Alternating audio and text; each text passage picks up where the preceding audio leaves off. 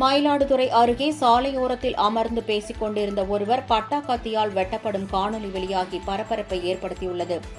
மயிலாடுதுறை மாவட்டம் நீடூர் மாதா கோவில் தெருவைச் சேர்ந்தவர் முகமது ஹாலிக். இவர் அங்குள்ள தனியார் திருமண மண்டபத்திற்கு எதிர்ப்புறம் உள்ள மரத்தடி நிழலில் அமர்ந்து இருவரிடம் பேசிக் கொண்டிருந்தார்.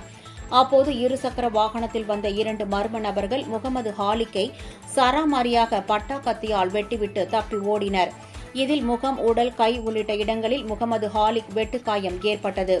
உயிருக்கு போராடிக் கொண்டிருந்த அவரை அங்கிருந்தவர்கள் மீட்டு 108 ஆம்புலன்ஸ் மூலம் மயிலாடுதுறை அரசு மருத்துவமனைக்கு அனுப்பி வைத்தனர்.